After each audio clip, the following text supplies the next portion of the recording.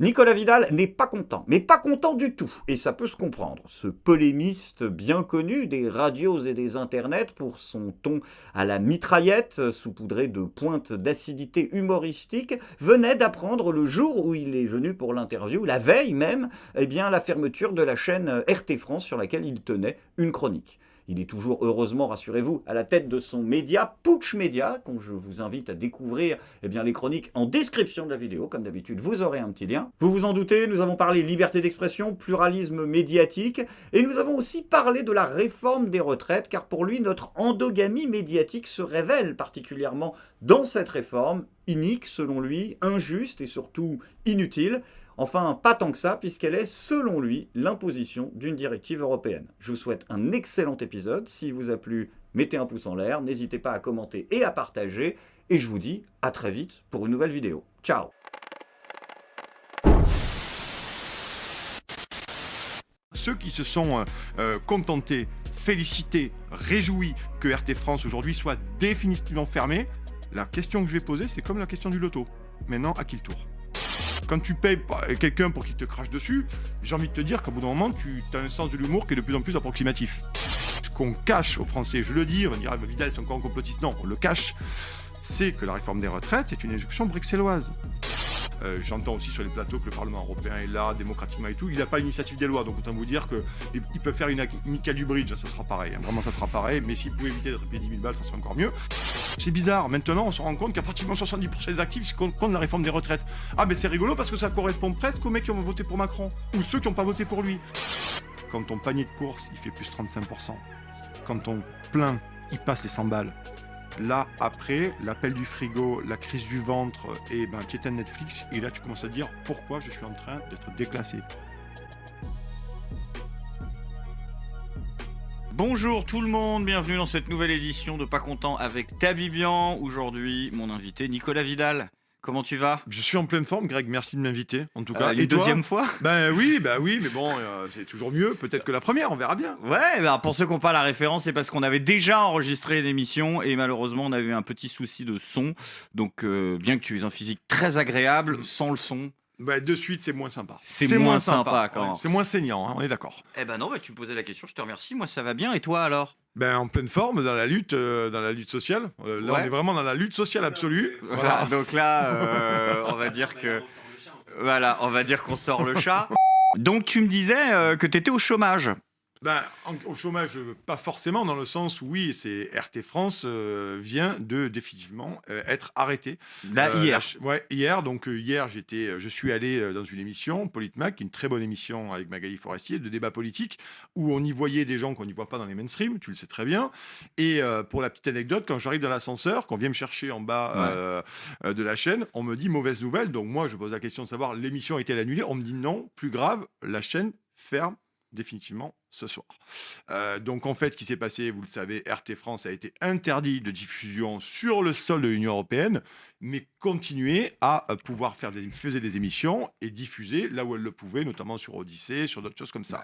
Et interdit de diffusion, t'es pas interdit d'avoir des locaux d'entreprise en France. Exactement. Donc ils avaient gardé l'équipe. La Big Box, Zenia Fedorova avait essayé de tenir la chaîne. Je rappelle qu'RT France, il n'y a que des journalistes français dedans.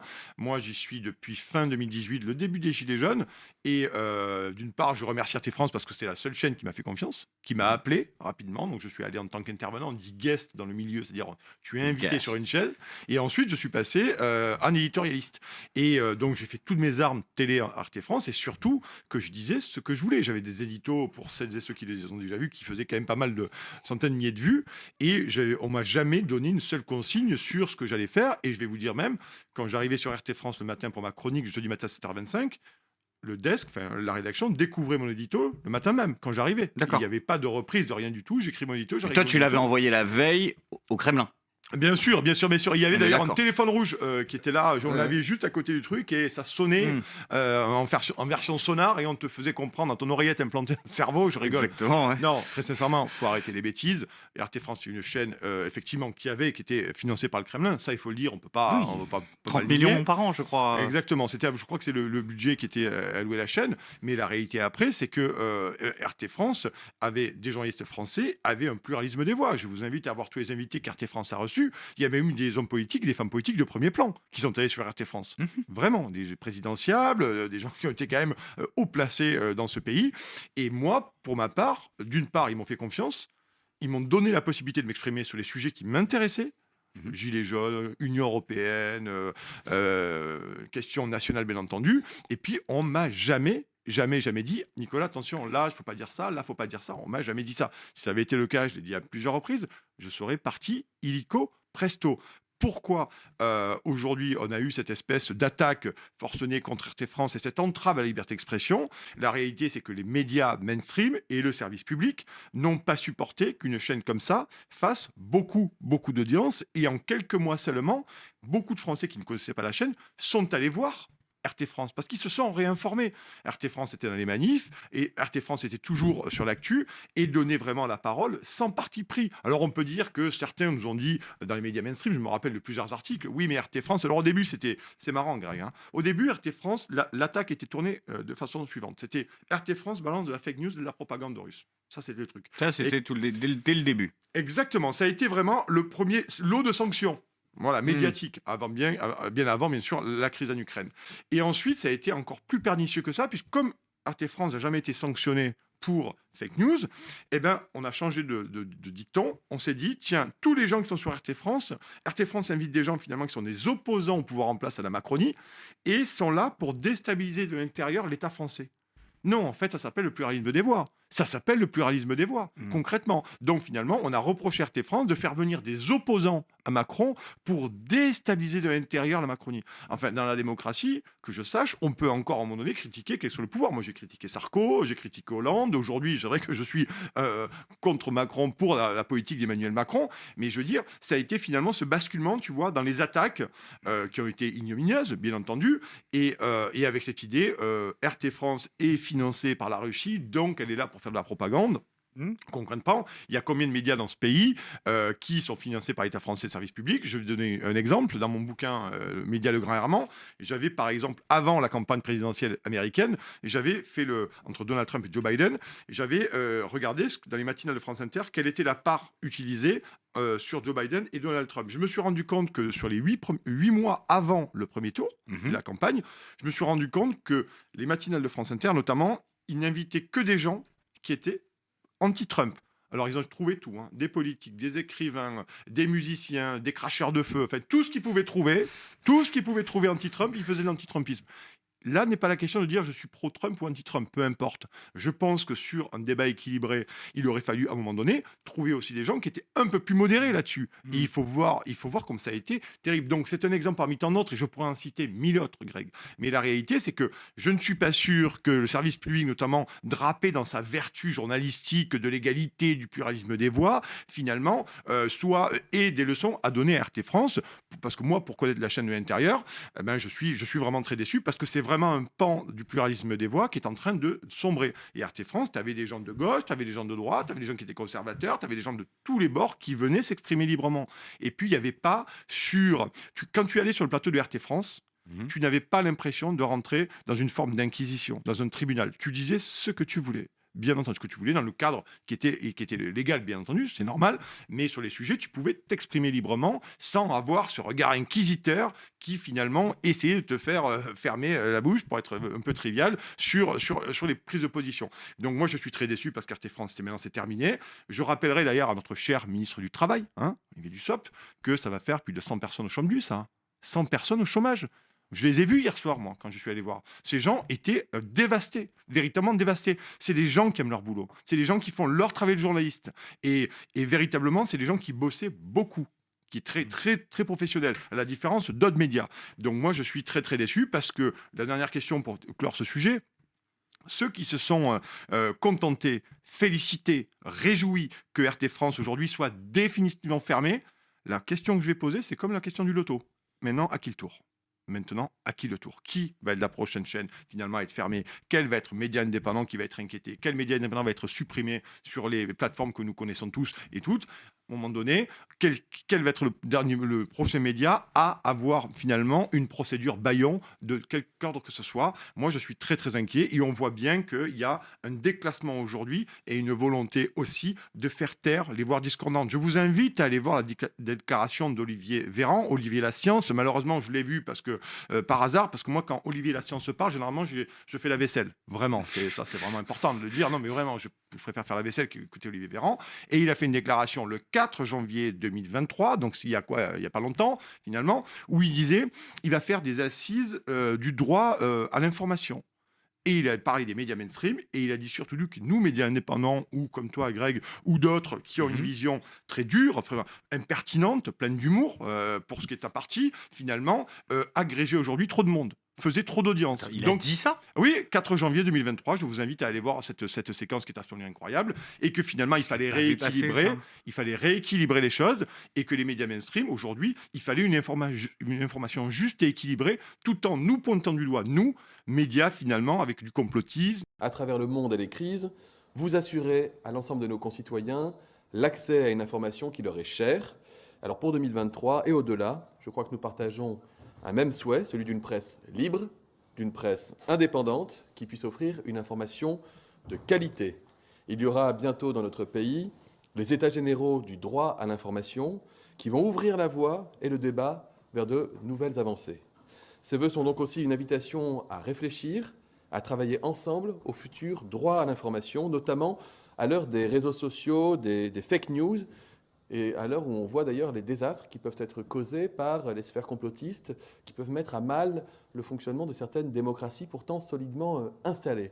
Et je dis ça aussi alors que nous constatons, y compris dans notre pays, en France, l'émergence de groupuscules complotistes, pseudo-médias, qui désormais peuvent comporter des communautés de suivi plus importantes que celles de médias mainstream installés dans notre pays depuis des dizaines d'années. C'est donc, je crois, un objectif partagé que celui d'assurer une juste information, en toute indépendance, encore une fois, et en toute liberté. Et c'est surtout ce qui est intéressant de cette déclaration, c'est qu'il reconnaît que nous faisons plus d'audience que ces grandes chaînes avec des moyens qui sont 1 million de fois moins importants. Très D'ailleurs, clairement. Voilà. Bruno Le Maire a fait une vidéo récemment extrêmement malaisante où il explique que les youtubeurs, il parle spécifiquement des gens sur YouTube, vont devoir maintenant quand même se confronter à un certain nombre de nouvelles règles. Donc après, je pense qu'il essaie de nous faire un reboot de Thierry Breton qui essaie d'expliquer à Elon Musk comment il va gérer son entreprise. Je pense que ça va pas se gérer à ce niveau-là. Mais d'ailleurs, je suis surpris que tu vois dans cette fin de RT France une demande, on va dire, officieuse des médias français mainstream. Moi, j'aurais plutôt vu une directive européenne. Oui, il y a clairement la directive européenne sur l'interdiction de diffusion qui est tombée sur RT France en mars 2022. Il faut rappeler à tes téléspectateurs que la chaîne a été supprimée de tous les réseaux en moins de 48 heures. Ça, c'est jamais vu. Jamais vu. C'est-à-dire qu'on a tout supprimé. C'est une démonstration de force technique. Ouais, 72 heures, rien. L'échelon, tu l'as très bien dit, l'échelon, c'était la Commission européenne. Ursula Texto von der Leyen. Voilà, très clairement. Et il n'y a pas eu l'échelon national. Donc, on a fermé sans aucun problème, machin. Pour en revenir aux médias mainstream, sur la première entrave à la diffusion, ça, c'était mars 2022. Mais ce qui s'est passé aujourd'hui, en janvier 2023, c'est-à-dire que c'est un article du Monde, je crois, de décembre, ou de France Inter, qui a commencé à dire « Mais c'est pas possible, c'est un scandale. RT France, on vient de s'apercevoir, exclusif. On vient de s'apercevoir que RT France continue de diffuser et de produire du contenu. » Exclusif. Mais tout le monde savait que RT France continuait de faire du... Donc, vraiment, il doit y avoir une cellule d'investigation à France Inter qui doit être costaud quand même. Hein. Ils sont costauds un peu. Ouais. Hein. Tu fais un VPN en 3 secondes, tu te rends compte que tu mets RT France, sans VPN, c'est page blanche. Et c'est là que tu pourras aller bosser à la cellule d'investigation de France Inter. Ben, bien sûr. Et donc, en fait, Le Monde, France Inter se sont ligués. Et comme de par hasard, à un moment donné, le Trésor a dit... On gèle les comptes, donc on te coupe le sifflet, et le robinet, on te coupe aussi le sifflet. Donc RT France, aujourd'hui, n'est plus en mesure d'assurer les salaires, les charges de l'entreprise et le paiement des prestataires. Donc RT France, et malheureusement, moi je le déplore très clairement, je l'ai déjà dit plein de fois, RT France ne peut plus diffuser et ne peut plus exister. Parce que de la diffusion, on est passé finalement à RT France a été jeté dans la fosse commune. Voilà où on en est aujourd'hui. Et c'est intéressant ce que tu dis parce que ça, on en avait parlé la dernière fois. C'est que autant il y a vraiment un énervement de la part des directions de grandes chaînes mainstream par rapport aux médias indépendants que nous sommes tous. mais tu me disais, toi, que quand tu avais monté Putsch, tu avais été, j'allais dire harcelé, c'est le mot du siècle, mais tu croulais sous les coups de téléphone et les mails de journalistes Ouais. mainstream qu'on voit partout à la télévision. C'est pour ça qu'il faut bien. Bon, elle est rigolote la blague d'un journaliste, c'est une pute ou un chômeur, mais dans le monde réel, c'est Ouais. plus compliqué.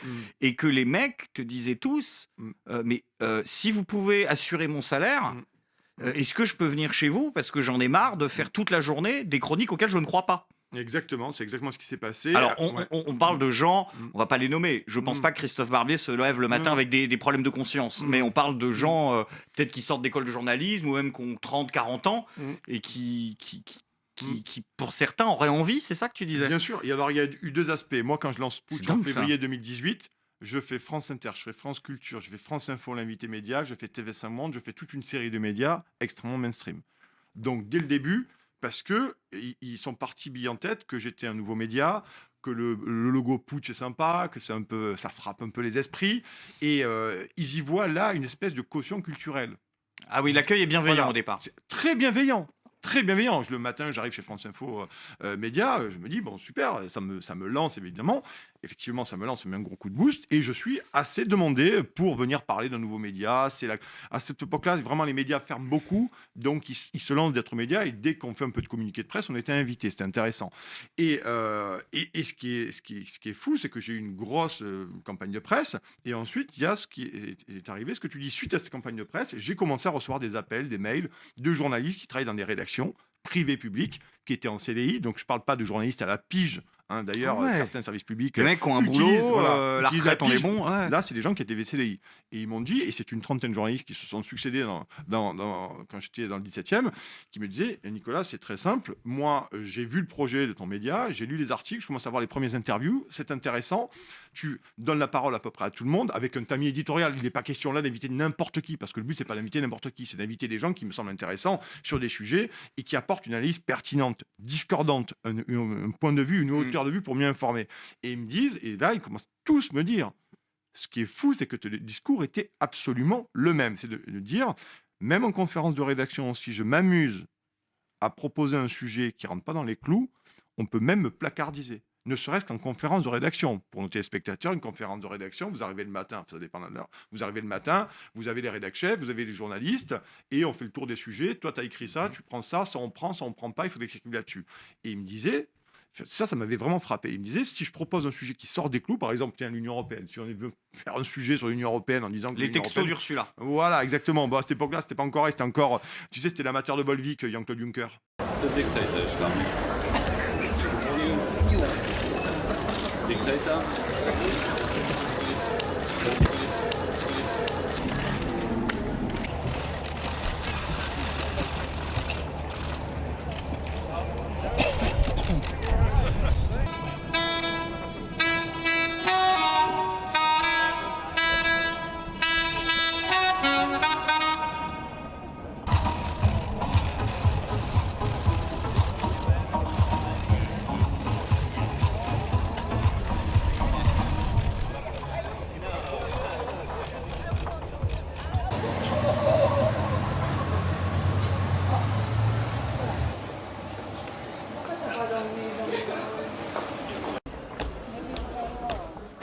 Oui. Tu vois, il Oui, aimait beaucoup la Volvic et les viands, la Badois, c'était assez sa passion. D'ailleurs, ça lui créait beaucoup de sciatique. Oui, Tu c'est te vrai. rappelles, il marchait un Il peu. marche C'était compliqué. parce que, Hein. c'est Il compliqué. était tenu et tout, c'était compliqué. Ça Mais nique la les os, la C'est flotte. pour ça que la Volvic, attention. Pas d'exagération sur la Volvic. Et effectivement, non, il me disait concrètement que sur ces sujets-là ou d'autres, dès que c'était un peu touchy, ils ne pouvaient même pas se permettre de les proposer en conf de rédac. Une conf de rédac, c'est l'intimité d'une rédaction où on établit soit le JT, soit le journal du matin, soit les unes du soir sur le site. C'est une intimité de rédaction. C'est là où se fait un éditorial. C'est là où il y a des gens qui disent ça c'est oui, ça c'est non, ça c'est oui, ça c'est non. Si c'est oui, c'est 3000 signes, si c'est non. Voilà. Et ça m'avait frappé. Parce qu'il me disait vraiment, moi je suis prêt à venir. Si tu peux me payer, si tu peux me salarier, je viens. Et comme ça, je pourrais vraiment faire mon boulot de journaliste. Sans avoir quelqu'un dessus de moi qui est capable déjà de m'engueuler, c'est déjà pas agréable. Mais parfois, c'est la relation qu'il y a entre les rédacteurs en chef et les journalistes, ou des discussions un peu animées, mais surtout qui ne pouvaient plus rien proposer. Voilà, tout ce qui sortait de la ligne, c'était balayé, et c'était vrai sur le privé comme sur le service public. T'es favorable, toi, il y a quelques jours, il y a Hanouna qui a fait une grande sortie, qui n'aura pas surpris grand monde, où il dit privatisez-moi tout ça. T'es favorable à la privatisation du service public? Moi, je suis pas tellement favorable à la privatisation du service public. Tu sais, c'est comme l'histoire des élites. C'est comme l'histoire du RIC et du référendum. Il faut un RIC, il faut un non. Pour le RIC, moi, je suis pour le référendum. Il y a des outils qui peuvent être utilisés et qui sont en place. Pour le service public, c'est plus compliqué que ça. C'est un changement de mentalité qu'il faut. Un vrai changement des mentalités. C'est comme dire il faut virer tous les élites. Mais les élites ont structuré un pays.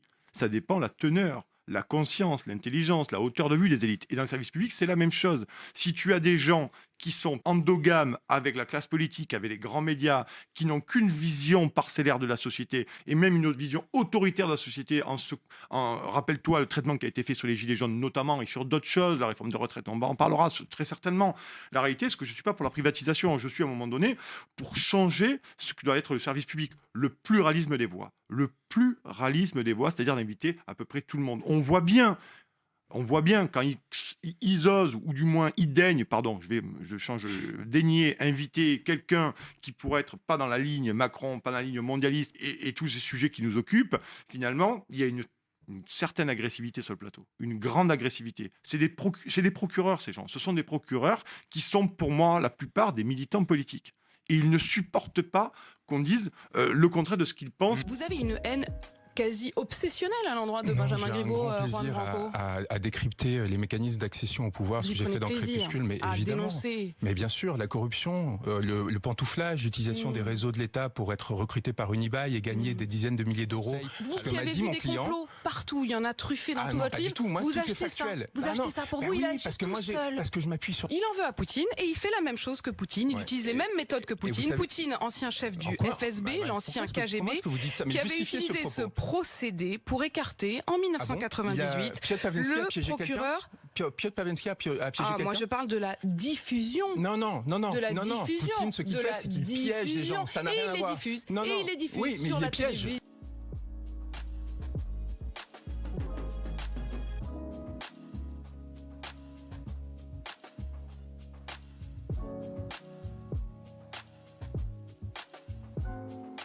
Vous Les repose personnes la comme Piotr question, Pawlenski. est-ce qu'il existe des vidéos et est-ce qu'elles vont sortir Piotr et est-ce qu'il Pawlenski, s'agit de Benjamin Griveaux? s'il en a la possibilité, vous répondra. Mais pour l'instant, on lui a empêché d'avoir cette possibilité. Plus on vous entend et plus on se demande si Piotr Pawlenski n'est pas que l'exécutant et vous le manipulateur. Merci d'avoir été Je quand vous même remercie, notre invité en direct sur BFM TV et RMC. Il est 7h54. Un grand hommage. Et donc, ils défendent véritablement un projet de société, une vision étriquée de la société, une vision extrêmement injuste de la société, et ils prennent en plus les Français pour des gros jambons, des abrutis, des autruches et des tubes digestifs. Donc, la réalité, c'est qu'ils se disent, si jamais j'invite une parole comme ça, tu rappelles-toi, c'était les cerveaux malades. Oui, bien sûr. Patrick Cohen, les cerveaux malades. Sous-entendu, on estime que la population française est une espèce de champ d'autruche, une grande réserve d'autruche, et qu'il faut leur donner à manger quelque chose qui vaut le coup. Et quelque chose qui, à un moment donné, pourra les nourrir de manière à ce qu'ils pensent bien, qu'ils pensent correctement. Donc, on est là-dedans. Le pluralisme des voix, ce n'est pas ça. C'est d'inviter, notamment, tout à l'heure, je t'ai parlé de la campagne des élections présidentielles américaines. Là, typiquement, il y a l'exemple type. On voulait faire de l'anti-trumpisme, donc on invitait n'importe qui pouvait dire du mal de Trump, et généralement c'était des Américains qui étaient de passage à Paris pour des promos de livres ou de machin. Ça faisait bien, ça faisait classe, ça faisait cosy, ça faisait smart, ça faisait ce que tu voulais, mais il fallait dire du mal de Trump. Le problème, une nouvelle fois, c'est pas savoir si on est pro-Trump ou anti-Trump, c'est le problème de savoir, il faut un équilibre, un pluralisme des voix. Et ça, c'est véritablement une philosophie, mais c'est un changement de paradigme. Hanouna l'a dit avec ses mots, bien entendu, et c'est vrai que quand on paye, franchement, entre nous, quand tu payes, on a payé quand même service public pendant très longtemps, quand tu payes quelqu'un pour qu'il te crache dessus, j'ai envie de te dire qu'au bout d'un moment, tu as un sens de l'humour qui est de plus en plus approximatif. Tu vois, très clairement. Donc, effectivement, aussi, on se retrouve avec ça. Et d'où, mais c'est toujours pareil, d'où le succès de nos médias. Malgré les censures, malgré les chats de ban, malgré tout ce que tu veux, les gens continuent à regarder et ils nous regardent de plus en plus en masse. Et ça, ils ne le supportent plus. Parce que, pour finir là-dessus, c'est le cas d'RT, c'est le cas des médias indépendants. RT, reparlons-en rapidement. Je vais te dire que RT n'aurait pas existé si les médias privés, publics, mainstream faisaient leur boulot. RT n'aurait même pas pu s'installer en France. Pourquoi ils se seraient installés en France? S'il y avait eu un pluralisme des voix, s'il y avait eu une équilibre dans l'information, s'il y avait eu des invités sur ces plateaux télé, eh ben, les RT n'auraient aucune chance de se planter en France. Parce que ces gens, en fait, on a l'accusation, ils ne se posent jamais de questions. Alors la question que je voulais vous poser, c'est un beau sujet de débat, hein. Faut-il donner de la visibilité aux complotistes pour les contredire ? Ouais. Non. Est-ce que tu peux développer ? Non, je vais développer. Non, en fait, c'est la question du débat, d'organiser un débat public. C'est une question qui se pose depuis longtemps, hein, depuis qu'on a des télévisions, etc., des radios. Est-ce qu'il faut faire venir des gens toxiques qui défendent des thèses extraordinairement confidentielles et ultra-minoritaires pour leur offrir comme ça une audience, un auditoire extrêmement large. La question déjà qui se posait sur Ce soir ou jamais, quand Frédéric Tadei a invité Dieudonné, Soral et consorts. Ces gens se sont avachis intellectuellement, culturellement, donc ils refusent le débat. C'est parce qu'il y a eu un affaiblissement des élites culturelles intellectuelles. Donc quand tu ne veux pas réfléchir, tu ne veux pas travailler, et que tu es empreint, boursouflé, bouffi d'idéologie, tu ne supportes pas le débat. Est-ce que le débat, le problème n'est pas justement que nous n'avons quasiment plus de journalistes? Tu disais, ce sont des militants politiques. Mais dans une rédaction, cette distinction existe. Il y a deux métiers qui sont différents. Il y a le journaliste et il y a l'éditorialiste. Que je pratique les deux. Tu as le droit d'être Christophe Barbier et de dire je suis ouvertement pro-Macron, je le dis dans mes chroniques, et en plus, on peut reprocher plein de choses, mais pas de le cacher. Donc, tu as le droit d'être Olivier Le Chypre, enfin non, je sais plus comment il s'appelle. Emmanuel Le Chypre.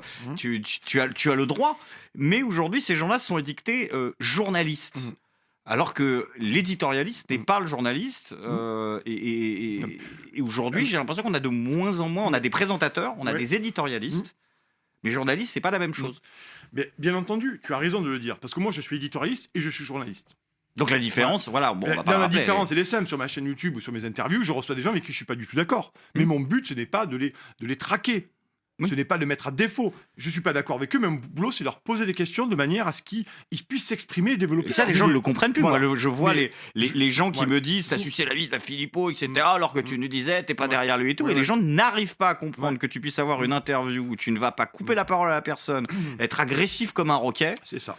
Sans pour autant être d'accord, et sans pour autant essayer de piéger le mec, sans pour autant. Les gens n'arrivent pas à le saisir. Ça. Exactement. Moi, quand je reçois quelqu'un sur Putsch, sur ma chaîne, on me dit souvent ouais, t'as pas été assez agressif, tu aurais dû lui dire ça et tout. Mais les gens viennent parler sur ma chaîne, vraiment. Et je suis là pour leur poser des questions. Je suis pas là pour les mettre à défaut. Par contre, quand je fais mes éditos sur Ligne Droite ou autre, là, je suis très dur. Parce que je suis éditorialiste. C'est ça la réalité. C'est que je suis très dur, je prends position. Mais quand je reçois les gens, je ne vais pas recevoir des gens pour les tremper dans un traquenard. Ce n'est pas le but. Et quels que soient les invités que j'ai, même s'il y a des gens avec qui je suis plus d'accord et moins d'accord, mon but, c'est d'avoir un traitement équilibré. Et moi, mon fonds de commerce, dans le sens culturel et intellectuel, c'est de leur laisser la parole sur un temps long. C'est ça qui m'intéresse. Voilà. Mais, et tu as raison de le dire, effectivement, recevoir quelqu'un, c'est comme retweeter, hein. C'est pas, on retweet pas parce qu'on est d'accord. Parfois, on trouve ça intéressant ou on le retweet pour porter à la connaissance de quelqu'un d'autre. Mais la réalité, c'est que c'est deux trucs très différents. Tu vois, par exemple, cette question pour essayer de mieux comprendre. Quand tu as des éditorialistes sur les chaînes info, BFM et d'autres, très bien, on peut avoir des éditorialistes qui sont pro-Macron, pro-Macron, c'est pro-mondialisation, pro-libéral, pro ce que tu veux, pro-Macron, certains, ouvertement, Routel Krief, c'est un secret pour personne. Mais quand tu passes sur l'info du jour, je vais te donner un exemple, j'étais dans le taxi avant-hier et j'écoute France Info. J'écoute France Info, et là, on a un sujet sur l'énergie. La consommation d'énergie a baissé de 8,1%, donc les Français se sont tenus, les Français ont respecté les règles, les Français ont bien regardé, ont bien biberonné à tous les trucs de propagande qu'on voit, tu sais, là, tous ces petits pubs, ces petites pubs de propagande que fait le gouvernement. Donc France Info nous dit concrètement, finalement, on se retrouve que c'est grave, car les Français ont baissé leur consommation d'énergie, ils ont foutu des pulls, des couettes chez eux à 17 degrés et qu'on a bénéficié aussi d'un hiver relativement doux. Finalement, c'est bien, les Français ont bien agi. Les Français ont été de bons petits citoyens. Mais non, en fait, les amis, c'est surtout que vous avez flingué des centaines d'entreprises et des industries qui ont arrêté les productions, qui ont donc fait baisser drastiquement la consommation d'énergie. Donc ça, c'est une liquidation sociale, c'est de la casse sociale. Mais non, France Info, dans ce sujet-là, qui a duré 2 ou 3 minutes, nous dit finalement que c'est parce que les Français ont été de bons petits citoyens comme depuis 3 ans ou 4 ans, finalement, que maintenant, on peut passer l'hiver tranquillement et que le risque de coupure s'éloigne. C'est typiquement, Greg, un sujet, moi j'écoute ça, je suis dans le taxi, je fulmine. Je fulmine. Récemment, ils ont fait un sujet au Journal de France 2 sur la réforme des retraites. L'intitulé du reportage était La réforme Macron sera-t-elle suffisante? Point d'interrogation. C'est pas nécessaire, Bien sûr. c'est suffisante. Bien sûr, bien sûr, bien sûr, bien sûr. Et il y a aussi le sujet de la réforme des retraites, où depuis 10 jours, bon, avant les mobilisations, c'est qui va gagner, qu'est-ce que vous allez gagner, qui va être impacté, pas impacté par la réforme des retraites. Mais les copains, elle n'a pas été votée encore. Moi, je veux bien, on peut en parler. Mais si vous, médias de services publics, notamment privés, vous commencez à faire des catégories de gens et même faire des simulateurs pour certains en ligne, pour savoir jusqu'à quel âge tu vas devoir bosser, mais ça veut dire, les amis, en fait, elle n'est pas passée encore la réforme.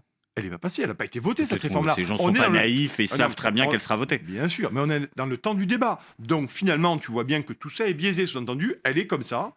Elle va passer. Donc maintenant, à vous les copains, de commencer à regarder si vous allez pouvoir partir avant 74 ans. C'est ça la réalité de l'histoire. Et c'est effectivement ce débat-là. Mais c'est un débat qui est terrible parce que finalement, les médias mainstream sur la réforme des retraites, par exemple, on en parlera, mais ils ne sont pas allés au fond de la réforme. Et tu te vois bien qu'il y a une technique d'enfumage. Parlons-en de cette réforme des retraites alors. Ouais.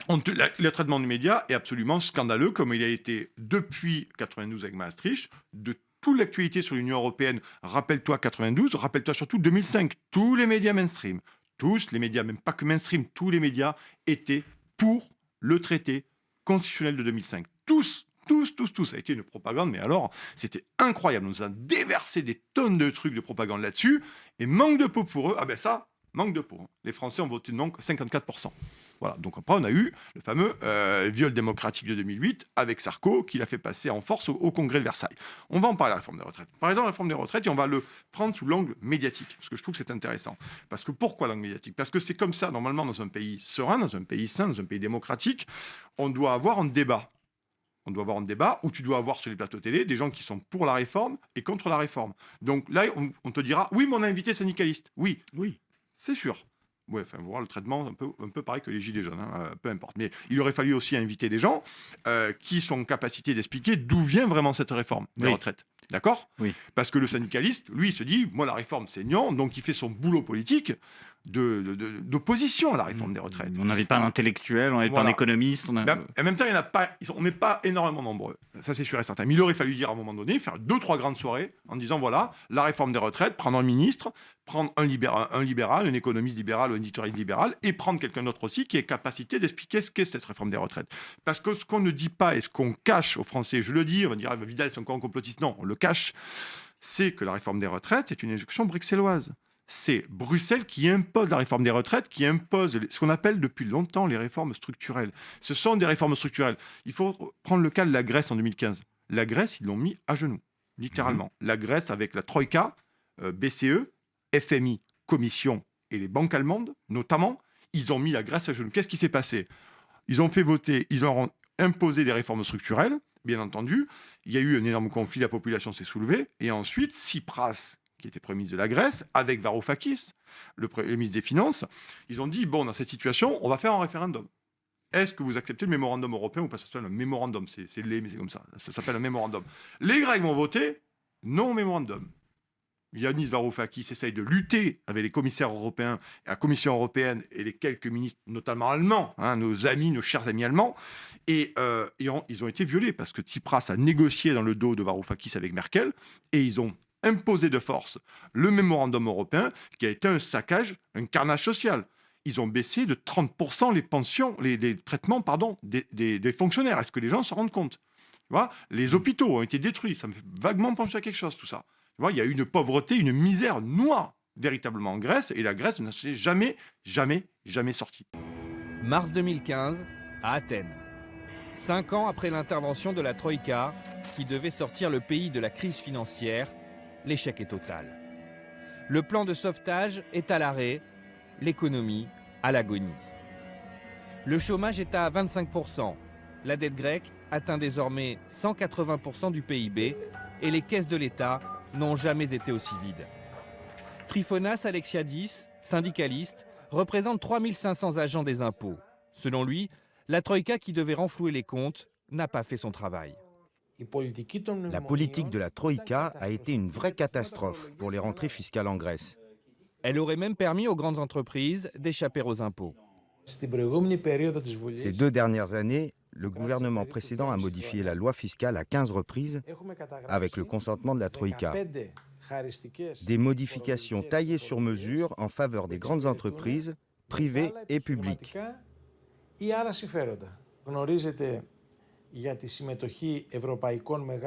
On retrouve de grandes sociétés européennes dans les gros scandales qui secouent la Grèce aujourd'hui. Récemment, la presse a beaucoup parlé d'affaires concernant des constructeurs automobiles qui ont organisé une fraude massive à la TVA à travers un commerce illégal de voitures. En cause, Mercedes et BMW, deux marques allemandes. Pendant des années, ces constructeurs ont déclaré à la douane des voitures neuves au prix de voitures d'occasion. Objectif ? Échapper à la taxe sur les voitures de luxe. La Troïka avait-elle les moyens de repérer cette fraude ? Pourquoi n'a-t-elle rien vu ? La Troïka se comporte comme un singe. Elle n'entend pas et ne regarde pas ce qu'elle n'a pas envie de voir. La politique de la Troïka a-t-elle servi d'autres intérêts que ceux de la Grèce ? Ce qui est sûr, c'est que la France et l'Allemagne auraient profité de leur poids au sein de l'Union européenne pour imposer à Athènes des contrats commerciaux, comme le dénonce ce député de Syriza. Quand la crise a éclaté, la Grèce avait besoin d'argent, il fallait aussi signer un mémorandum. Alors, en échange, l'Allemagne, le gouvernement américain, mais aussi la France, ont demandé que la Grèce achète davantage des armements, tandis que la Grèce n'avait pas un sou pour acheter un petit pistolet. Quelques mois après l'arrivée de la Troïka, en mai 2010, la Grèce annonce l'achat de 2 sous-marins allemands pour un montant de 175 millions d'euros. Des dépenses dont la dette grecque se serait bien passée. Ces intérêts étrangers, la Troïka les a favorisés lorsqu'elle a imposé au pays un vaste programme de privatisation. La Grèce a mis en vente son patrimoine, des biens immobiliers, des sociétés, ou encore une partie du port du Pirée. Ces opérations devaient rapporter 50 milliards d'euros à l'État grec. Il n'a empoché pour l'instant que 5 milliards, 10 fois moins que prévu. La Grèce, sur les conseils de la Troïka, a notamment mis en vente 14 aéroports régionaux qui desservent les plus belles îles du pays, comme Corfou, Mykonos ou encore Santorin. Une vente au rabais qui aurait favorisé un oligarque grec associé à la société allemande Fraport. Celle-ci gère entre autres l'aéroport de Francfort.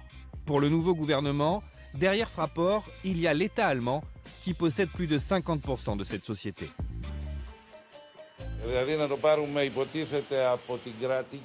Céder les aéroports à Fraport, c'est comme retirer l'autorité grecque sur ces aéroports et les mettre sous la tutelle de l'Allemagne. Derrière la stratégie de cette entreprise, il y a aussi celle de l'État allemand.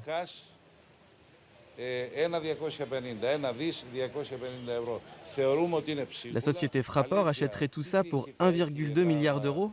Ce n'est rien. Quel serait l'avenir de la Grèce si elle ne possédait plus ni ses ports, ni ses aéroports ? Voilà, on voit donc en 10 ans, les plans se sont succédés. En quoi ont consisté exactement ces plans d'austérité successifs et surtout, quel impact ont-ils eu sur la population grecque ? Alors, un rappel d'abord de ces mesures. Quand on parle de mesures d'austérité, on parle bien sûr de hausse de taxes et d'impôts. Il y a eu la taxe sur la valeur ajoutée, la TVA, qui a été augmentée à plusieurs reprises pour atteindre le niveau de 24%. C'est 4 points de plus que ce qu'on a aujourd'hui en France, par exemple. Et puis, l'impôt sur le revenu, eh bien aussi, il a augmenté pour les ménages. Parallèlement, le salaire minimum a diminué, les indemnités des fonctionnaires aussi. Et puis, pour recevoir eh bien, les allocations, que ce soit les allocations chômage et les autres allocations sociales, les conditions se sont durcies. Et puis aussi un impact sur les retraités, puisque l'âge de départ à la retraite a été reporté, repoussé plusieurs fois. Il atteint désormais les 67 ans. Et les pensions ont diminué. Tout cela aussi s'est accompagné de donc mesures de privatisation, nombreux plans de privatisation. Et toutes ces mesures-là ont eu des conséquences sur les Grecs, des conséquences sur leur niveau de vie. Vous le voyez ici, le revenu national brut par habitant qui est estimé par la Banque mondiale par an. Donc au niveau annuel, il est estimé à 29 330 $ en 2009. On parle en dollars puisqu'on fait des comparaisons internationales. Il a chuté, vous le voyez en 2018, 19 760 $70. La pauvreté a aussi augmenté puisque aujourd'hui, près d'un tiers des Grecs vivent sous le seuil de la pauvreté. Et puis aussi un impact sur la précarité puisque même si la Grèce crée à nouveau des emplois, eh bien, la plupart de ces emplois sont des emplois précaires. Près de la moitié des nouveaux emplois qui sont créés sont des emplois à temps partiel. Et aujourd'hui en France, la France de 2023 va être la Grèce de 2015 si cette réforme passe. Pourquoi ? Parce que nous avons l'Union européenne qui, depuis 92, avec 2005-92, Maastricht, c'est l'entrée dans la monnaie unique. D'accord ? D'ailleurs, les Allemands l'appellent la monnaie commune, pas la monnaie unique. Hein, c'est intéressant de le savoir. Après, il y a eu 2005, bien entendu, et toute une filière de traités, du cadre de traités. Et la réalité, c'est qu'on nous dit, les médias nous disent, il faut taper, les amis, taper sur Google, là, ou sur un autre moteur de recherche, peu importe, réforme des retraites Bruxelles. Vous allez voir une série d'articles de propagande qui vous disent la réforme des retraites n'a absolument rien à voir avec Bruxelles. Rien avec à voir. du décodex, Voilà. du machin. Voilà. Ça Alors, n'a rien à voir. est-ce qu'on a de la data? Est-ce qu'on a des preuves?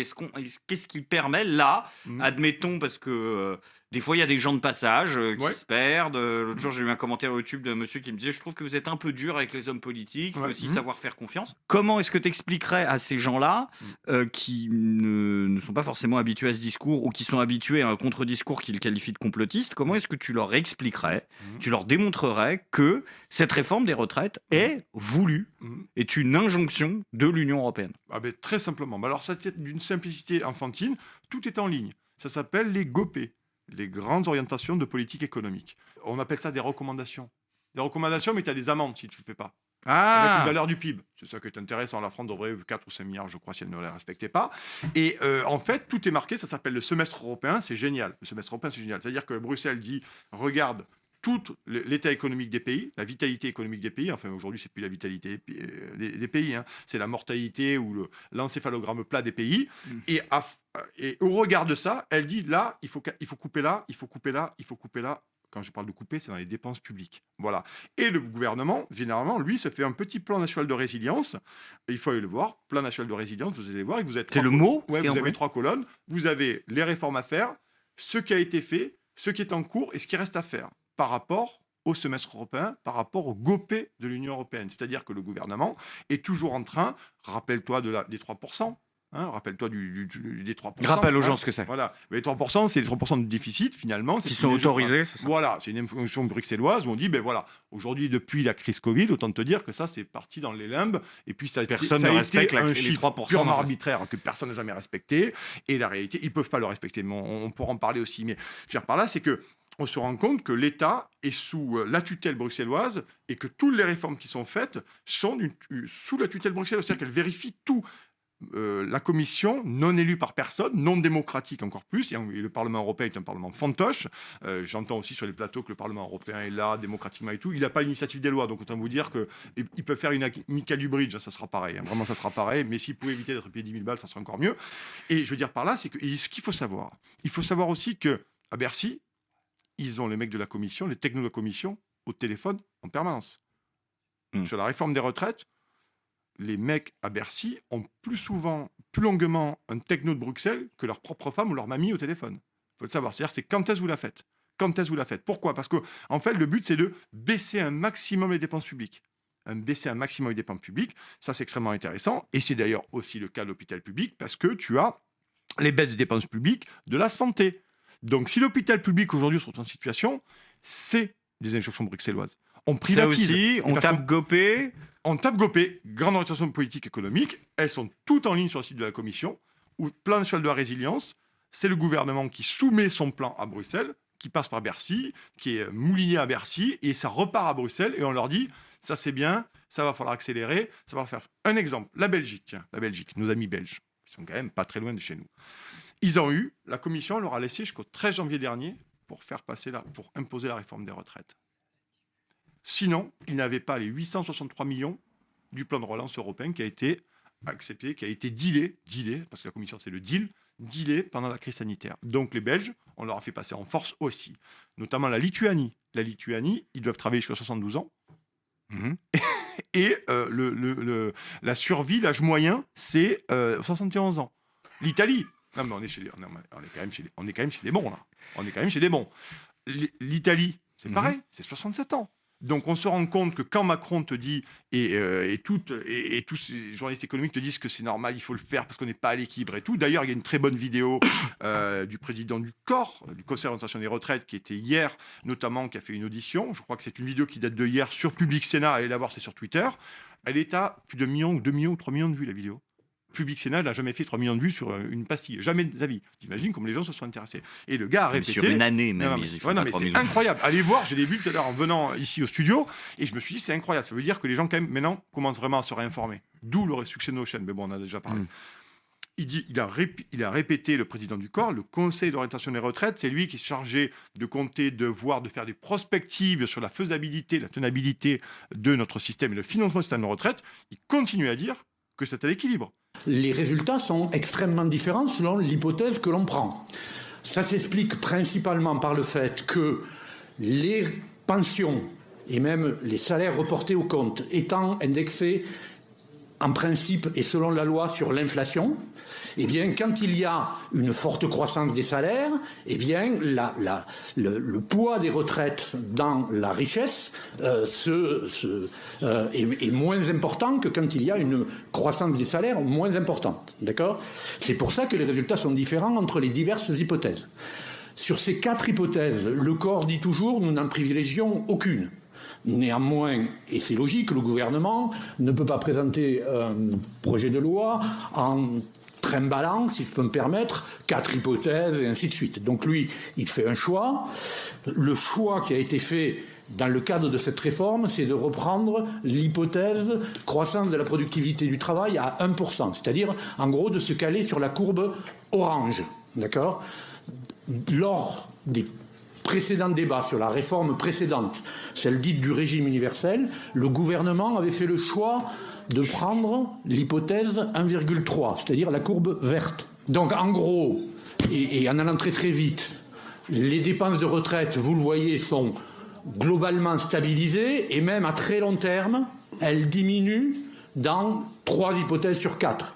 Dans l'hypothèse la plus défavorable, celle à 0,7, eh bien, elles augmentent, sans augmenter de manière très très importante, puisqu'on passe de 13,8 à 14,4.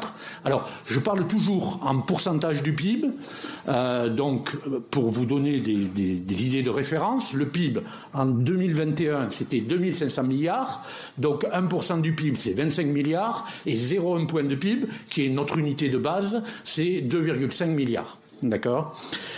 Donc, les dépenses de retraite ne dérapent pas, elles sont relativement maîtrisées. Dans la plupart des hypothèses, elles diminuent plutôt à terme, et dans l'hypothèse retenue par les gouvernements, elles diminuent très très peu, mais un peu à terme. Il continue à le dire. Donc quand tu entends Emmanuel Macron qui te dit c'est juste, c'est équilibré, c'est le progrès social, c'est la redistribution entre les générations, c'est faux. Il faut reconnaître en effet qu'au gouvernement, ils ne sont pas les meilleurs vendeurs de la réforme. Quand vous arrivez à dire qu'il n'y aura pas de perdants le dimanche, ça c'était le ministre Dussopt dans le journal du dimanche, et on n'a jamais dit que tout le monde était gagnant, ça c'est le lundi, c'est le ministre Riester, on est en face de champions du monde. Hein. Et mention spéciale à Franck Riester pour sa déclaration, les femmes sont évidemment un peu pénalisées, tandis que la première ministre Séchine a parlé d'une réforme juste, non vraiment se prendre les pieds dans le tapis comme ils viennent de le faire, c'est du grand ouvrage. Et là, que Macron ne dise pas, bon, je pense que c'est un viol démocratique absolu, parce qu'il n'explique vraiment pas les choses. Mais le problème, c'est les médias. C'est aux médias à dire attention. Ce qui se passe là, c'est Bruxelles. Mais franchement, ayez le courage de le dire. Dites, c'est l'Union européenne qui nous l'impose. C'est absolument pareil. Par exemple, sur l'Union européenne, quand tu lis les GOPÉ, et notamment la recommandation, c'est dans les termes, la recommandation, c'est notamment faire des économies sur la baisse, d'accord, repousser l'âge légal, donc baisser les dépenses des retraites, et surtout, d'une part, pour favoriser la mobilité de la main-d'œuvre. C'est marqué comme ça ? Oui, favoriser la mobilité de la main-d'œuvre. Et ensuite, permettre de baisser les impôts de productivité. Enfin, sous-entendu, faire baisser les impôts des grandes entreprises, si tu préfères que je te le dise. Voilà. Donc, on en est là. Donc, quand le mec te dit que c'est pour l'équilibre du machin, la générosité de notre système qui doit être refondé, qui doit être sauvé, parce qu'il y a 2 ans, c'était transformé, maintenant, c'est sauvé. Oui, alors c'est vrai que le discours a changé. Ils sont géniaux, parce qu'il faut les lire. Enfin, par contre, je sais, chers amis, que pour nos amis journalistes des médias mainstream, c'est pénible de s'envoyer 350 pages de traités européens. Je l'entends. Mais il y a des petits mémos. Pas la peine de tout lire, il y a des petits mémos, de toute façon tu peux passer en... Donc tu vois bien que là-dessus, quand tu commences à bosser un peu, que tu commences à vraiment regarder dans les textes, on se rend compte qu'aujourd'hui dans les médias on n'en parle pas du tout et que cette Union européenne aujourd'hui ne veut qu'une chose, c'est la liquidation sociale du pays. Pourquoi? Vous allez me dire pourquoi la réforme des retraites? Il y a aussi la capitalisation. Parce que les gens qui auront de l'argent, qui pourront aujourd'hui mettre de côté, ils iront capitaliser chez BlackRock, ils iront capitaliser chez les grands groupes, des fonds de pension. Donc les gars aussi, il y a un magot à récupérer là. Donc c'est Union européenne, BlackRock, machin. Donc ça, on le dit jamais. Et ceux qui vont, par exemple, sur les 1200 euros, les 1200 euros de pension. Ah, vous aurez 1200 euros de pension. Mais c'est faux. C'est faux. C'est faux, ça? Ben oui, il faut une carrière longue, il faut pas une carrière hachée, ça va être 10 ou 20% des retraités qui l'auront. Enfin, c'est pas tout le monde, c'est une minorité de gens qui toucheront ça. Mais ça, c'est des éléments de com pour dire aux gens, attendez, les gars, vous bossez, vous aurez 1200 euros à la fin. 1200 euros à la fin, avec tes 35% d'inflation sur le riz, les pâtes et le chocolat, mais vous vous moquez du monde en fait. Une fausse information circule depuis quelques jours sur la réforme des retraites du gouvernement. Certains veulent nous faire croire que le montant minimum de la pension sera augmenté à 1200 euros par mois. C'est un mensonge, je vous explique pourquoi. En réalité, le gouvernement va augmenter de 100 euros par mois ce qu'on appelle le minimum contributif. Alors c'est vrai que pour certains retraités, cela va les amener à 1200 euros. Mais ils sont peu nombreux car les conditions sont drastiques. Il faut avoir une carrière complète, c'est-à-dire avoir cotisé 43 années et pas une de moins, et il faut avoir un revenu autour du SMIC, cela veut dire pas de temps partiel pendant sa carrière. Et ajoutons à cela une chose, quand on touche les 1200 euros, ce sont 1200 euros bruts. Il faut donc enlever la CSG qui est de 3 ou 6% pour avoir le montant de la retraite nette. Alors au final, combien de retraités vont véritablement bénéficier de ce petit coup de pouce de 100 euros par mois? Il y a un tiers des retraités qui ont le minimum contributif et parmi eux, seulement un tiers qui ont une carrière complète. Alors au mieux, ce sera 1/9 des retraités qui bénéficieront de ce coup de pouce de 100 euros par mois. Et puis il faut aussi avoir en tête que cette augmentation du minimum contributif, elle est contrebalancée par les autres effets négatifs de la réforme des retraites, notamment le recul de l'âge légal de départ à 64 ans. Je vais vous prendre un exemple. Une personne qui aura bossé une carrière complète jusqu'à 64 ans. Avant la réforme, il bénéficie d'une surcote parce qu'il travaille après l'âge légal. Après la réforme, il perd cette surcote parce que 64 ans, c'est tout pile l'âge légal et le fait de perdre sa surcote est à peine compensé par l'augmentation de 100 euros par mois du minimum contributif. C'est bien la preuve qu'il n'y a pas de réelle avancée. Vous moquez du monde. Donc tout ça est un scandale absolu. Et puis, dernière chose, disons que Emmanuel Macron a raison. Allez, partons du principe qu'il a raison. Je vais mettre dans sa tête 3 secondes, c'est compliqué. C'est encore plus compliqué que pour Olivier Lassiance, où la Joconde est responsable du gouvernement, Agnès Pannier-Runacher, mais peu importe. Imaginons. Donc, ces gens sont... Macron, ça fait 6 ans qu'il est au pouvoir. Il a détruit, lui, et les autres aussi un peu, mais lui beaucoup, il a détruit le pays. Délocalisation, désindustrialisation. On peut parler de Whirlpool, on peut parler de Bridgestone, on peut parler de Bosch. Toutes ces entreprises, ces industries qui ont fermé, qui sont parties en Hongrie, qui sont parties en Roumanie, avec des fonds européens, en Pologne aussi, qui ont dit c'est trop cher en France. Donc, nous, avec un fonds d'investissement européen, une subvention européenne, on va arrêter notamment Bridgestone et on va aller installer une industrie en Roumanie, une industrie en Pologne. 863 personnes sur le carreau. OK, un emploi induit de dingue, parce que sur le territoire où tu as une entreprise comme Bridgestone qui ferme, ou Whirlpool qui ferme, c'est tout un territoire qui crève la dalle. C'est tout un territoire, ce sont des commerces de proximité, c'est des familles, c'est tout ça. C'est une morne pleine. Ça devient un charnier social, c'est un véritable charnier social. Donc ils ont fait ça en permanence. Pourquoi ? Libre circulation des travailleurs, directive des travailleurs détachés, par exemple, dumping social. Donc finalement, nous, on se fait piller.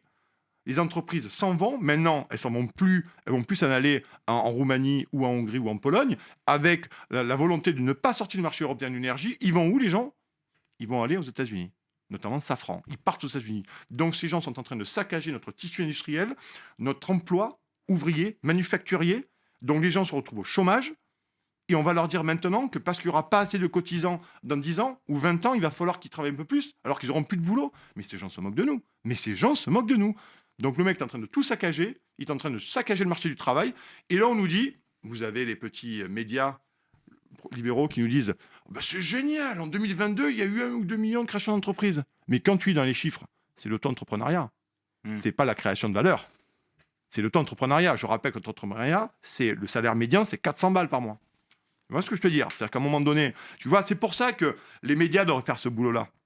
Donc on ne peut pas dire aujourd'hui que même s'il y avait un problème, le vrai responsable de ça, c'est Emmanuel Macron, qui n'est que le cost-killer, finalement, du néolibéralisme bruxellois, qui ne veut que la baisse des dépenses publiques, qui ne veut que l'ubérisation. Et la réalité aussi, c'est dans la précarité que tu conditionnes les gens. C'est dans la précarité aussi que tu les esclavagises. Parce que quand ils n'ont plus rien, quand ils ont faim, ils n'ont plus rien. C'est en leur donnant des chèques alimentaires ou le revenu minimum ou le revenu machin, ils sont moins favorables ou ils sont plus rétifs, ils sont moins rétifs à finalement perdre le peu travailler. qu'ils ont. Ils passent plus de temps, grosso modo, à chercher à bosser qu'à faire autre chose. Le matin, ils iront bosser, ils font Uber, ils vont se saigner pour louer une bagnole. À midi, ils feront Deliveroo.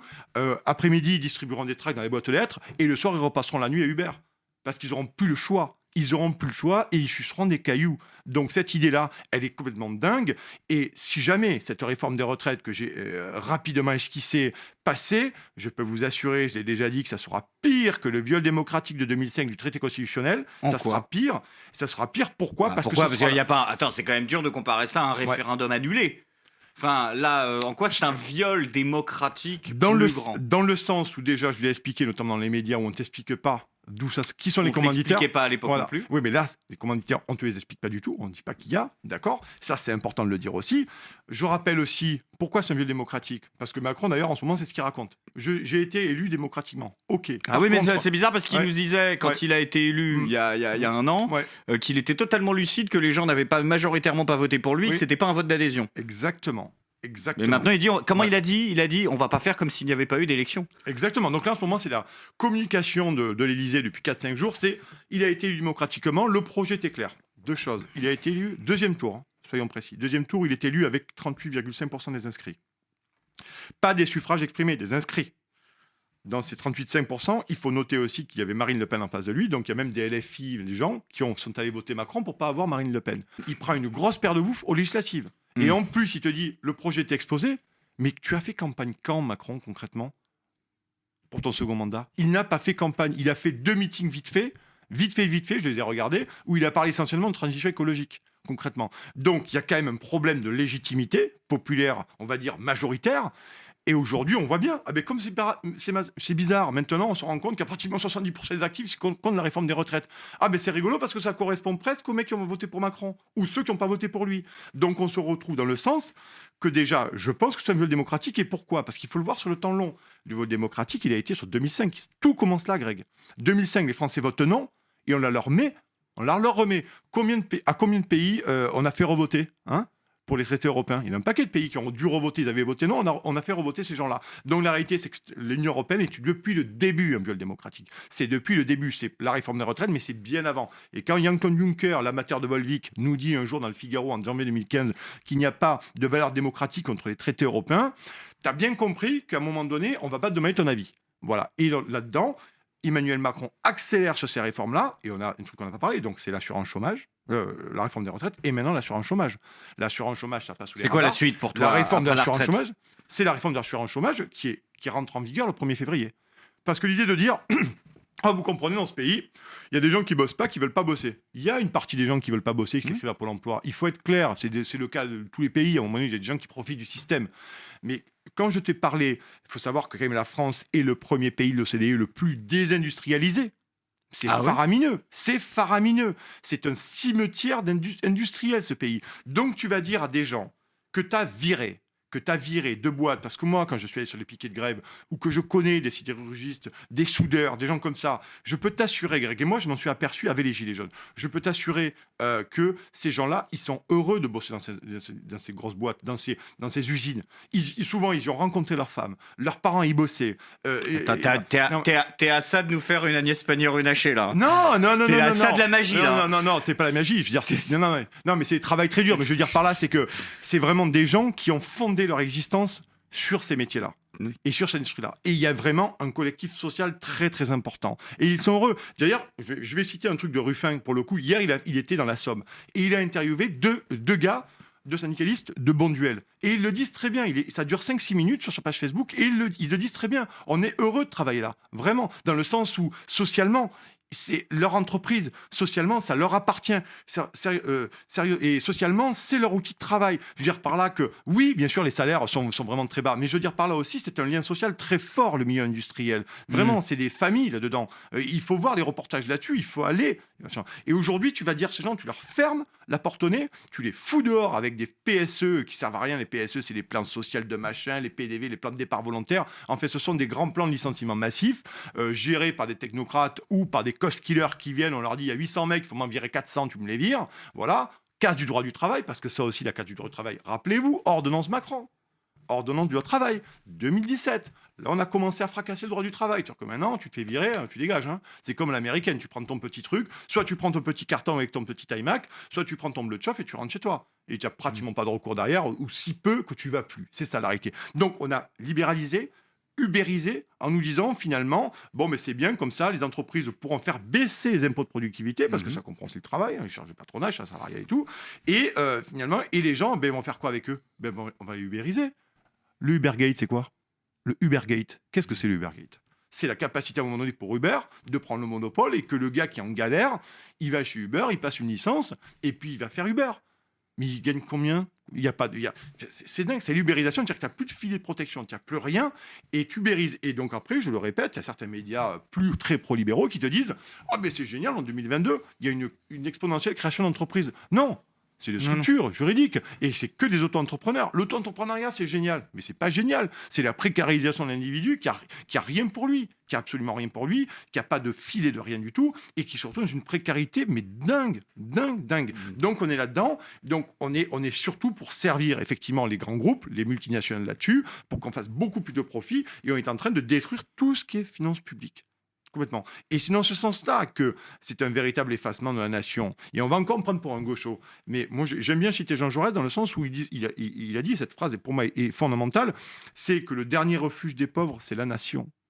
Et c'est d'ailleurs des discussions que j'ai avec des amis de la CGT, qui me parlent d'international, de se battre entre ouvriers de tous les pays. Non, la nation, le cadre de la nation nous permet de vous proposer une retraite, une protection sociale, d'être soigné à l'hôpital parce que tout le monde cotise. C'est ça la réalité. Mais quand tu détruis tout, en plus, tu leur dis maintenant la retraite 64 ans et en plus l'assurance chômage, on va baisser l'indemnité et on va réduire le temps de chômage. Mais qu'est-ce que c'est cette histoire? C'est pas possible. Donc les gens sont en train de perdre sur tous les tableaux. Et quand je parle de vieux démocratique, je continue à le dire parce que c'est le cas depuis le début de la construction européenne et ça a été le cas depuis le début. Et malheureusement, ça n'a jamais été posé comme ça. Un État démocratique, Greg, c'est de dire aux gens, voilà, la politique c'est ça, on a plusieurs options, on vous propose, on fait des référendums, on fait des machins, on propose une politique. Et puis surtout, dans les projets présidentiels, voilà, moi je vais faire ça, parce que je crois à l'Europe, la souveraineté européenne, j'estime qu'il faut libéraliser tout. Vous pouvez aller bosser au fin fond de la Moldavie, au fin fond de la Roumanie. Par contre, nous, on peut faire venir des ouvriers polonais, en plus des racines polonaises. Donc je sais de quoi je parle, parce que j'y suis allé là-bas, il faut aller voir en Pologne ce que c'est le néolibéralisme. Et maintenant, par contre, c'est la guerre de tous contre tous. Vraiment, avec une baisse des pensions, une baisse des protections. Et pour ça, c'est libéralisation totale. Démerdez-vous. Quand Macron dit « moi, je traverse la rue, je te trouve un boulot », là, c'est la définition parfaite de l'ubérisation. C'est-à-dire que la voiture, le Uber, il est là, Uber ou d'autres, peu importe, je ne suis pas contre Uber, mais l'Ubergate, il faut revoir quand même ce que ça a été. Et finalement, c'est dire, trouve-toi un boulot, crée-toi ton boulot. Voilà. Mais c'est plus possible. Et dernière chose là-dessus, qu'est-ce qui se passe au niveau aussi? Il faut parler aussi de l'éducation nationale. C'est-à-dire qu'à un moment donné, quand tu as un naufrage délibéré, je le dis, qui a été délibéré, un saccage délibéré, intellectuel et culturel de nos gamins, qu'est-ce que ça donne sur le marché du travail? Ça te donne des ouvriers très peu qualifiés, ça te donne des gens qui n'ont aucun jugement critique sur leur outil de travail, exactement, sur leurs machines, et qui n'ont plus la capacité, qui n'ont pas de vision industrielle, qui n'ont exactement, pas de... et qui n'ont plus la capacité aujourd'hui d'avoir des emplois très qualifiés avec des salaires importants. Donc c'est des gens qui vont se retrouver véritablement qui vont être les premières victimes, qui vont être broyées par cette machine-là. À un moment donné, tu peux pas détruire l'école publique, tu peux pas détruire l'hôpital, tu peux pas faire la réforme des retraites, de l'assurance chômage et fracasser le tissu industriel et dire aux gens, il va falloir que les gars, il va falloir travailler un peu plus longtemps parce qu'il va falloir payer. Mais gars, mais tu es le seul responsable. Regarde sur le marché européen de l'énergie. Tu peux pas dire aux gens, à un moment donné, l'assurance chômage. Donc tu veux pas sortir du marché européen de l'énergie. Ok, donc les grandes boîtes, elles vont faire. Moi, écoute-moi, Zozo. Je vais me barrer aux États-Unis. D'ailleurs, Washington, depuis 5-6 mois, envoie des émissaires en Allemagne, en Bavière, dans la Ruhr et en France pour les faire partir en Floride parce que les prix sont beaucoup plus bas. Donc les mecs, c'est carte blanche, c'est green card direct. Green card direct, tu y vas. Nous, on va tout perdre. On va avoir des jachères, des friches, des véritables friches, et dire aux gens, et faire fermer ceux qui ne pourront pas, les plus indépendants, ils vont fermer. Qu'est-ce qu'ils vont faire? Tous les boulangers là, qui sont en train de fermer, les artisans, les traiteurs, les restaurateurs, qu'est-ce qu'ils vont faire? Ils ont mis toute leur vie dedans. Et la plupart, en plus, que j'ai pas mal au téléphone depuis plusieurs semaines, ils ne sont même pas propriétaires de rien. Ils n'auront plus rien. Plus rien. Ils partiront endettés, en liquidation judiciaire, ils auront des dettes de fous. Et qu'est-ce qu'ils vont faire? Ils vont se retrouver au chômage. On va leur dire qu'il faut bosser sur 64 ans, alors que ça fait 4 ou 5 ans ou 10 ans qu'ils ont une boulangerie, qu'ils ont déjà 52 ans. Mais à un moment donné, tu vois bien que ça, dans les médias, il y a une trahison aussi de nos élites politiques, dans ces politiques économiques horribles, qui sont injustes, inégalitaires et autoritaires de l'Union européenne. Et les médias devraient poser ces sujets-là. On peut vouloir Greg, on peut vouloir ça. Il y a peut-être des gens là qui disent mais moi cette société me va bien, je vais toujours me démerder et tout, ça va être de moins en moins vrai quand même. Je vais me démerder, moi j'aime bien, il faut taper sur les gens qui bossent pas, il faut taper sur ci, il peut y avoir des gens qui ont envie de cette société-là, mais il faut expliquer clairement les choses aux gens. Il faut pas leur mentir. C'est là le boulot des médias. Le boulot des médias, c'est à un moment donné de poser les cartes, de poser les questions, d'inviter les gens pour pouvoir poser ces analyses et que les gens en conscience, en responsabilité, ils aiment bien dire en responsabilité, j'adore en responsabilité. Quand tu vois Bruno Le Maire avec une col roulée en responsabilité, ça me fatigue, peu importe. Et donc les gens devraient pouvoir choisir, parce que la réalité c'est qu'on puisse pouvoir choisir. Mais il y a aussi quand même des gens, il faut le savoir, c'est moins vrai, parce que vous savez, j'ai été très dur avec une partie de la population, je les ai appelés les autruches et les tubes digestifs.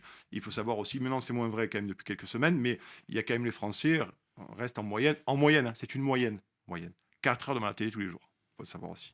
Voilà. Donc, moi, je demande aussi aux Français qui sont encore éloignés de ça, que ce qu'ils sont en train de vivre aujourd'hui, l'inflation, le prix de l'énergie, le prix des carburants, la réforme des retraites, la réforme de l'assurance chômage, c'est de la politique. C'est Poutine. Non, ouais, mais c'est surtout de la politique. Moi, quand j'entends les gens me dire, ouais, la politique, ça m'emmerde, ouais, mais c'est loin, tout ça, et puis ils sont tous pareils, ça changera quoi? Ça changera quoi? C'est de la politique. La crise sanitaire, c'était de la politique. Tout ça n'est que de la politique. Et aujourd'hui, les gens on est en train de leur mettre la tête sous l'eau. Et les Gilets jaunes, je l'ai toujours dit, ont été les premiers lanceurs d'alerte de la mondialisation malheureuse, du carnage social qui est en cours. Et pour faire là-dessus, la réalité de la réforme des retraites, c'est que c'est le premier étage de la fusée de la liquidation sociale de ce pays. Et Emmanuel Macron répond aux injonctions bruxelloises, il en est aussi une passionnariat finalement, parce qu'on me dit oui mais la France pourrait refuser. Oui, elle pourrait refuser. Oui, s'il y avait quelqu'un au pouvoir qui aimait la France et qui voulait pas effacer la France, oui, on pourrait refuser. Mais quand tu as Emmanuel Macron, mais Sarkozy a fait la même chose, il a vraiment fait la même chose, il faut pas croire, le traité de Lisbonne, il a fait passer en force. Et c'est des gens en fait qui sont en train de vendre la France à la découpe, et quand ils auront tout vendu à la découpe, qu'ils auront bien sûr passé la réforme des retraites, la réforme de l'assurance chômage, ils feront ce qu'on appelle la dévaluation intérieure. C'est-à-dire qu'ils finiront de ce que je t'ai dit, l'ubérisation totale du pays, la pauvreté absolue, la casse de l'hôpital public, et on se retrouvera là. Donc quand je les entends, Greg, pour terminer, dire « nous allons lancer un grand plan », j'ai entendu François Braun, il y a quand même un mois, qui nous a dit qu'en février, ça y est, le plan était lancé, ils allaient restructurer l'hôpital public. Mais ces gens n'ont pas honte. Ils n'ont pas honte. Vraiment, ils n'ont pas honte, très sincèrement. Voilà. Donc là, on arrive à un carrefour. Les Français doivent vraiment choisir. Soit Emmanuel Macron passe avec sa réforme des retraites, la réforme de l'assurance chômage, il continuera la casse du droit du travail, il continuera bien entendu de désindustrialiser, de délocaliser et de servir ses copains. Et là, les Français en prendront plein la bouche pour ne pas dire autre chose. Et la France viendra la Grèce de 2015. Soit là, les Français de façon populaire, bien au-delà des syndicats grecs, parce que les syndicats aujourd'hui sont incapables. 2 millions de personnes dans la rue, 2 c'est pas millions les de personnes dans la syndicats. rue, les syndicats français pas les n'ont syndicats. pas les moyens de mettre 2 millions de personnes dans la rue. Aujourd'hui, les gens qui ont Soit c'est les gens, soit c'est Mbappé. Mais ça peut pas... Non, mais tu as raison. Mais le 19 janvier dernier, quand il y a 2 millions de personnes dans la rue, c'est à un moment donné des gens qui commencent à en avoir vraiment marre et qui vont manifester. Donc si cette mobilisation-là pourrait faire céder Macron, reculer Macron, c'est pas que la réforme des retraites sur laquelle il recule. Ça sera une grande paire de bouffe dans la gueule de l'Union européenne. Voilà. Merci d'avoir pris le temps de nous consacrer 1 heure. Merci Greg, merci beaucoup de ton invitation surtout. Et tu reviens quand tu veux. Avec plaisir, toujours. Merci à tous d'avoir été là, merci à la régie, merci à l'invité, merci aux spectateurs et comme on dit ici, merci Cognac Jet, à vous les studios.